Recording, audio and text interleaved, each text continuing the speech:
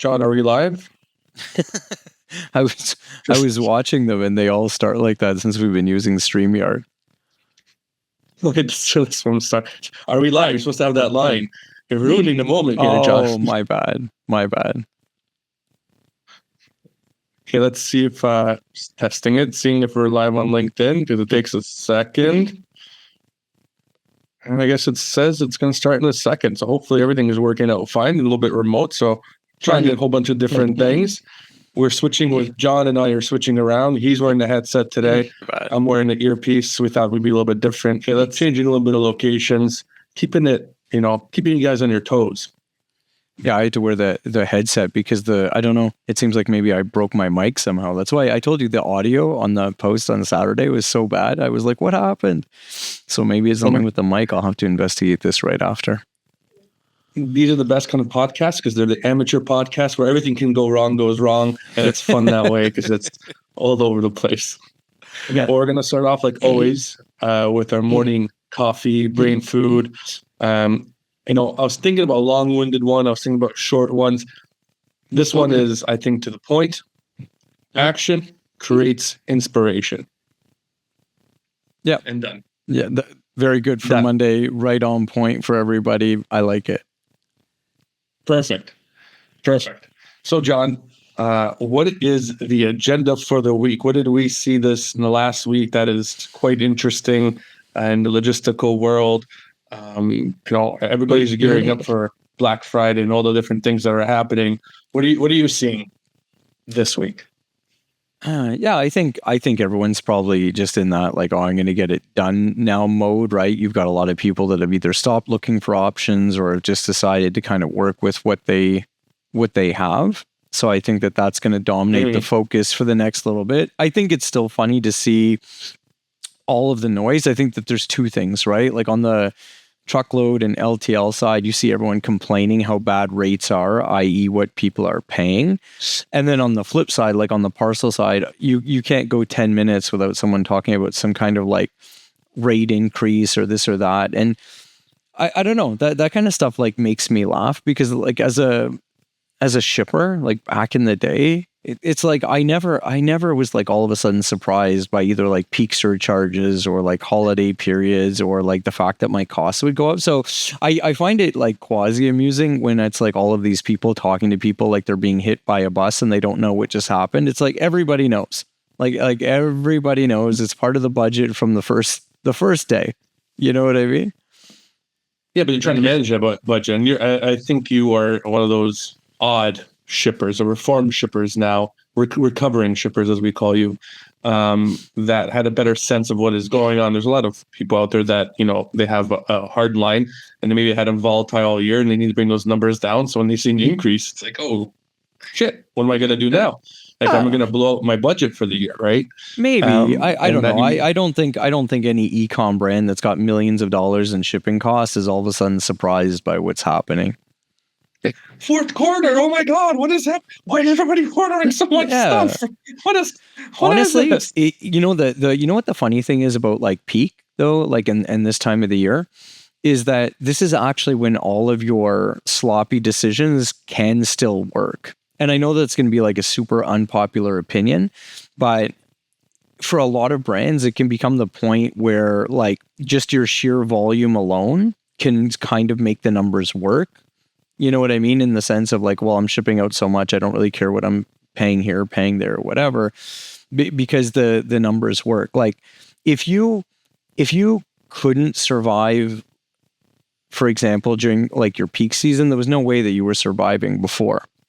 You know what I mean? So I don't really think that peak becomes a problem. And I think a lot of people get on the budget impact of peak and they think that it's like, it's surprising people, but I have never been in a situation where anyone between the ops and the finance team was surprised to see their costs going up during a peak period, irrespective of it's the traditional holiday period or something else for that industry.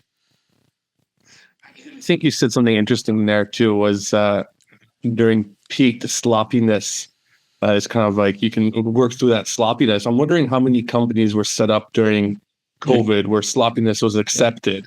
And then as the COVID, tail end is now killed, almost over. These are the companies that aren't surviving. The sloppiness that worked during COVID is no longer just acceptable. It's just like, hey, you cannot do any of the things that you did before because it just doesn't work. We're not accepting that tolerance of inefficiency anymore.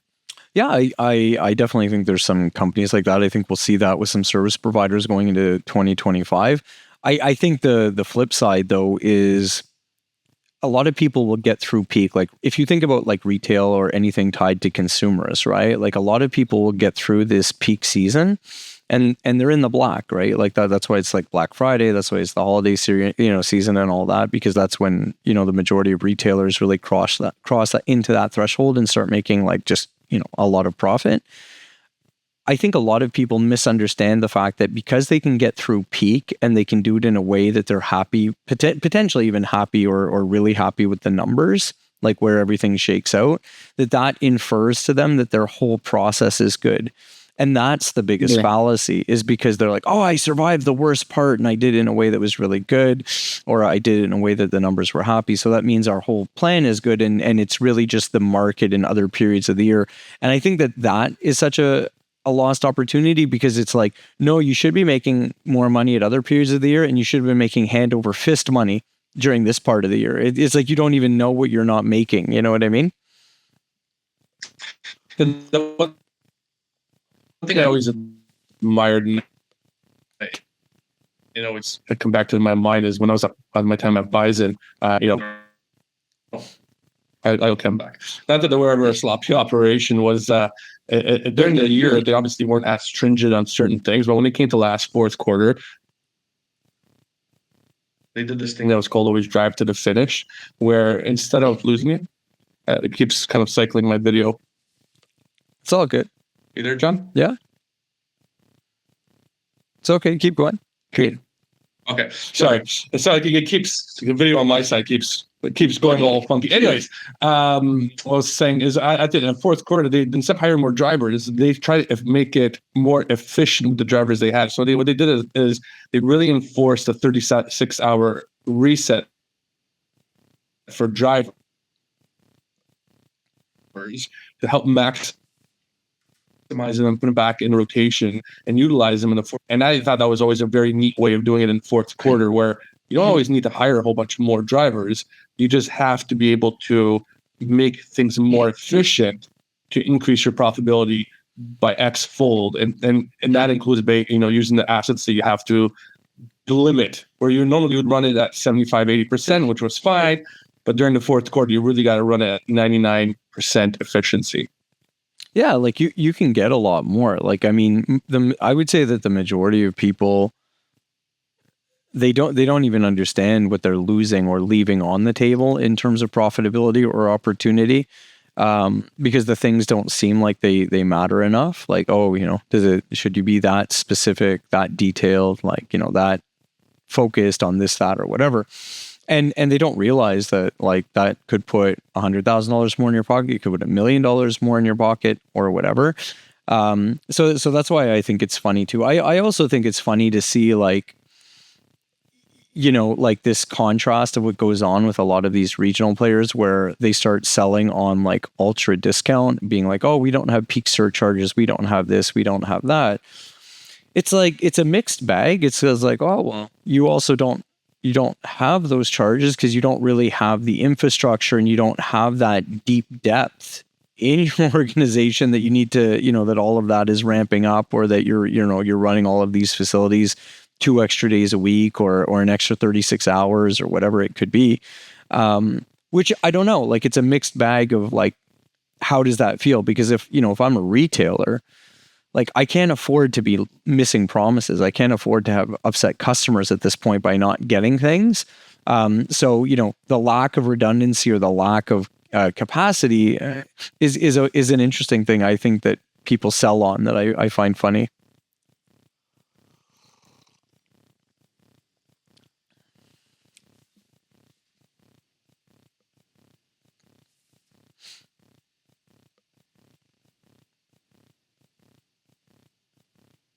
Oh, so here we go with the live connection, Matt.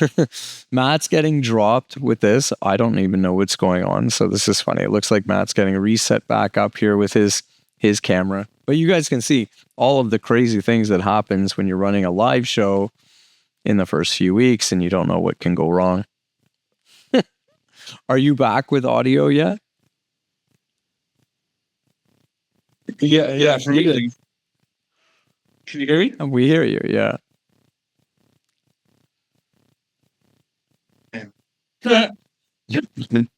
It's funny because I think it says I have a full bar connection, but I keep dropping and I keep losing everybody. So carry on, John. I'm hearing. I didn't really hear what you said, but I guess you got to carry the conversation a little bit more today. That's okay. That's okay. So I missed that little bit. I'm gonna see if I can fix some things on my end.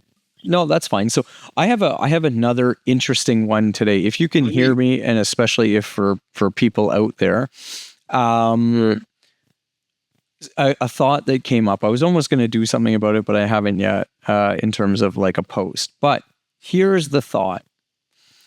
So when I was, obviously when I was a shipper, I would have people reaching out to me all the time. These days, I still get people reaching out to me all the time, but it's more in the sense of partnerships. I get a lot of vendors, I get a lot of different people reaching out, wanting me to essentially provide warm leads, and there's a pay for play thing. There's tons of that going on these days, which look, whatever.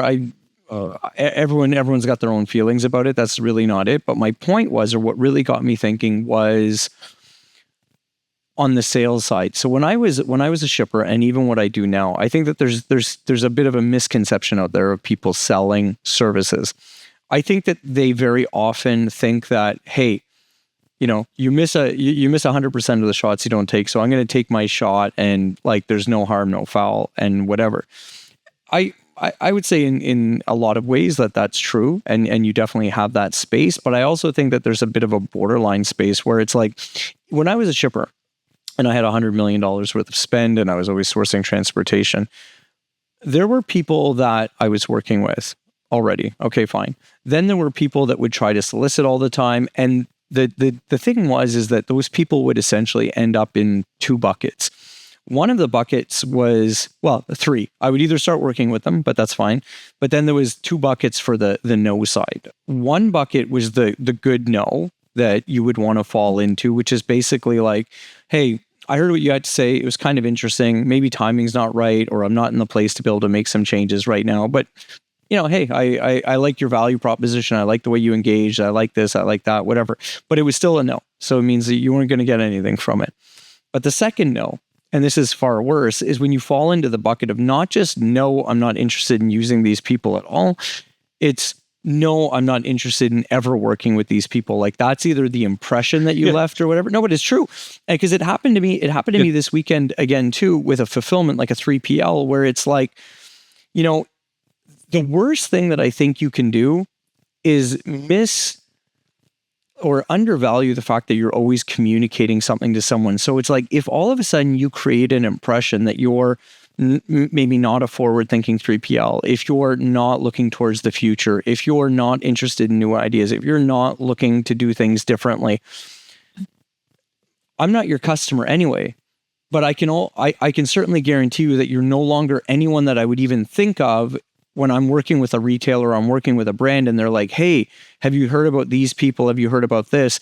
And that's not like, that's not like trying to say like, oh, you have to kind of align with everybody. But I mean, I think it's really important, and something that people don't manage properly is, what bucket of no are they falling into when they're doing their sales? Because you never want to be in the bucket of like, no, and I would never recommend you no matter what. I think that is the onset and the bad aspect of this shotgun approach everybody's doing now, and utilizing AI, utilizing all these tools, using MailChimp, and they're just blasting away of trying to get something, and they rather get to 10,000 people and have those 10,000 get maybe 5, versus really hunkering down on really the value prop of what you can bring to the table and what you do differently. Because to like the conversation we've had many times, and we talk about this, it's very hard for any 3PL or even any brand any retailer to show the value to bring to the customers when it's very hard to be different nowadays because it's a little bit of everything? Or if you are very different, how do you showcase that in a way that's meaningful and you can really present it to the customer that you're trying to do? And what often happens too, and this is the very horrible side, I guess, of your third no, is sometimes your salesperson can really ruin a great company too, because they deliver the messaging correctly, they showcase the messaging correctly, and it just has a bad taste for that shipper. So, John, in your past life, you could have had a great 3PL approach, but the wrong salesperson with the wrong pitch, and they really were the right fit for you. You just didn't know how to do it correctly. That's why I think training of your team on your value props and how you present yourselves and what you're truly trying to get across is very vital. Because you can really miss the mark and then put a bad taste in like yourself in a shipper's mouth, and they just don't want to deal with that brand anymore. Not even that salesperson, it's just that brand anymore. Well, exactly, actually, because the funny thing is that like what made me think about this was actually like an event, like an interaction with like a COO of a 3PL, and kind of after that interaction, it was look up their fulfillment business and look at the people in their fulfillment business, and like overall I was like, I'm like, you know what, like my personal opinion, like found it or not, but based off that interaction and then based on what I'm seeing and the way that they might post or this or that, I'm like, you know what, I'm like, this doesn't strike me as a very modern 3PL. This doesn't strike me as someone that's going to do interesting things. This strikes me as someone that's like, wants the type of customers that's good for them, that thinks about themselves first, that's really not investing in the future. And when it comes from a COO, to your point, I immediately just figure like, well, look, even if they have a great salesperson, that really great salesperson, those account people, or even the people on the floor, the likelihood that they're going to overcome top management to make that a really great partner, if that's the way top management is, I wouldn't even take that risk, because if it's not starting from the top and it's going all the way through, it's not going to work. And I say that in contrast to another 3PL that I have no interactions with. I've never worked with them. I had one conversation with their founder one time. And, I see some stuff that they're doing right now that's very forward thinking, that's outside of their comfort zone, that they weren't doing a year ago, but that they're doing now. And whether, I think it's maybe the best way or the right way to do it is irrelevant. What's important though is seeing, hey, here's a service provider that's doing different things, that's working with their customers, that's putting themselves out there, that's leaning into change. To me, it's like right off the bat, it's like traditional, like sort of bad event COO, where it's like, you're just like, no, you don't see enough of the future, versus someone who's kind of even like what you and I are doing with this silly stuff is like with the streamer. It's like, we're trying different things. We're trying to connect in different ways. It's like the two impressions that even though they do the same thing, those are wildly different impressions. And like, I don't know what it would take for me to actually come back around to that other one and be like, yeah, I think you're good. I was going to ask you this because I think you answered in the end, but and obviously you and I are very biased because we do the social media more so than most people. But how many shippers do you think, or e-customers, not even shippers, anybody that is not a B2B, not a B the customer, is really looking at the social media of the company to make evaluation of it? I struggle, especially in the logistics space. I struggle that being a mode of going, hey, I like this company based off what I'm seeing online about them. And I think that is something that a criteria that should come around, because how they represent themselves outward really represents how they represent themselves inward and how they kind of do things differently. I'm wondering how many people actually go out and search when they, Monarch Connect approaches you and they go, I'm going to Google these guys and check out their social media, as not as much as you would when you're interviewing someone. And I go, hey, John, let me look at his social media and see what he's talking about, where his thoughts are. I think there's a little bit of a bridge there that hasn't been crossed yet. I don't know. I honestly think it's relative to the age of the person. I can tell you, even though that, I'm a little bit more now, I would say on the older side of that industry. Like I'm, you know what I mean? I'm not 20, that's for sure. I always Googled everyone that messaged me, because the thing is that one of the important things. Yeah, but you're techie. No, but it wasn't even about tech. What it was is that like, to your point about when people reach out, like everybody says the same things, right? So they're going to give you that, I'm the best, we do this, we're tech enabled, we're this, we're that, we're whatever. So honestly, I would always take the opportunity to see like, okay, well, can I find any information about these people? Because especially when I was shipping, I could have loads that were easily, value wise, a few $100,000 at a time. And if you send that with someone that you don't know, it's like, okay, well, how do I get a sense of this person's business? Like, you know what I mean? Do I even want to spend the time with finance, with procurement, with everything? Well, how do you do that with like 85% of truckers and 3PLs don't even have a website? Yeah, but in all fairness, that's part of the problem with the industry is that you get a lot of people that are complaining about the fact that like, they can't get business, shippers are hard to connect with and stuff like that. But they also expect these big organizations that are being solicited by all kinds of people to also be okay with like, oh yeah, it was Bob. I met him on 2nd Street on the corner and he's going to do a bunch of freight. Like that's just not going to happen anymore. And like, if you can't as a business person throw up a website, throw up some information, like some basic stuff. Like if you're not willing to, like, I'm not even saying doing it yourself. If you're not willing to invest, $5,000 into your own business, when you're trying to solicit $5 million from me in freight, I'm not interested. I'm not even going to spend much time with you at all. You can get that for the larger companies. How about bring it down to a smaller company? What about a company that only has a couple $100,000 worth of business? Yeah, but do you think it applies the same way? Yeah, but let's look at yours, like in particular, specifically, right? Like when you launched, you have your website. You took time to make sure that you were communicating your value proposition. You got your sort of systems and everything that you wanted to use in the background. You can demonstrate those to people. Like you've invested in your business, right? So it's like, so when you solicit me and you're saying, hey, I can do this, I can do that. Here's my TMS that I work with in this way, and here's information about my company this way. Here's how I track things that way. Like you invested in it. You know what I mean? So the reality is that I don't think that anyone that wants to conduct like business these days, like if you're going to be a service provider, these are so low barriers to entry these days. Like there's AI apps that make websites. You can go on a platform like Wix or like GoDaddy or whatever. There's website builders that you can even just use templates, like just to get something going so that at least, you have some presence. Because the flip side of just saying, hey, like I'm a really reliable driver and I really do well in this lane and I'd love to be able to support you. It's like, yeah, but like it's you and the 57,000 other people. I have a heartbeat, hire me kind of thing, right? We're talking about that multiple times too. It's not a value anymore. Like what else can you do that is different? And how do you showcase? Not only that you're doing it and talking about it, but how do you show it?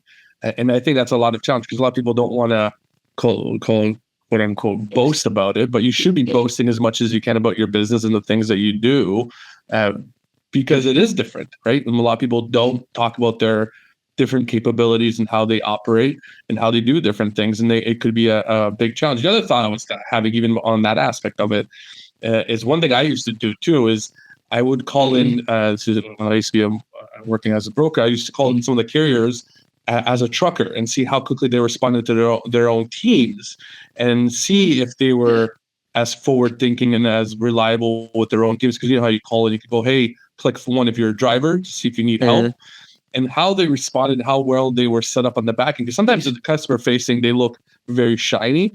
I always used to like looking behind the scenes and be like, how receptive are you to internal employees or challenges that you're having, or a random person? I'd pick a random extension number and see how they would respond. And a lot of the things that happens, and you probably watch the videos too, with Grant Cardone, is it's not always the salesperson that sits in the front that has to close the sale. Sometimes it's some random person because they got the wrong number, and then they go, "Oh, they'll call you back later." You're missing that opportunity as well, right? So having everybody on board is just as vital, not just your salespeople to be able to close the customer every single time, and how they are treating everybody internally. Yeah, and I think that's probably the message, because it's funny, it came up in like a personal conversation this weekend, but like, one thing that I take very much to heart, and whether it's, myself outwardly or when things are coming back, back in, or I'm in a room, like I'm a huge proponent of kind of like this concept of, you're best to be aware, right? And, I think it plays into this concept that everybody is communicating something all the time, whether they mean to, whether they don't mean to. But the point is that everything that you do essentially communicates a message to another person. And, there's so much room for misunderstanding or for misalignment or for, personal biases to come in. I think it's really important to be mindful of that, especially in business. But I think honestly, in any type of situation where you have a newer relationship or a building relationship, is that, just because you and I are speaking about the same thing, it doesn't actually mean that we have the same frames or that we're thinking about it the same way. So it's like you always have to be aware of what you're communicating. So to your point, all of those experiences communicate some sense of whatever to a shipper or to a potential partner or whatever, right? And even that interaction with the person like I had over the weekend, the CEO of that 3PL, it's like they didn't actively go out of their way to say something, but from their actions and the way that they position themselves, that communicated something to me, about your brand, about the way that I think you see things. Whether it's true or not is unfortunate, because the thing is that that's the opinion I'm left sitting with. Like, that's what I'm left sitting with now. Yeah. You know what I mean? So it's like, and I'm not suggesting that my opinion is any more important than anyone else's, but if you're getting more people feeling the way that I feel about it, the likelihood is that you're going to make less money, you're going to have less business and fewer customers than people that might be sending a different message. And unfortunately, a negative experience takes sometimes longer than a positive experience to leave someone's thought. Because we remember more of the negative positions than we do the positive positions, right? It's just a natural thing. So if you're left with a negative position on something, it's going to take you seven great interactions for you to change your opinion, versus having one great experience and then one negative one, and that again makes it much harder to change that. And then the reality comes in that, like, when that was a first experience or an initial experience, the reality is you're never going to be given the opportunity for those other 7. So it's like you have that when you have some 10 kind times harder now. Yeah. Oh, it would be next to impossible for this 3PL to get me thinking that they're anything but like a basic archaic provider. Yep.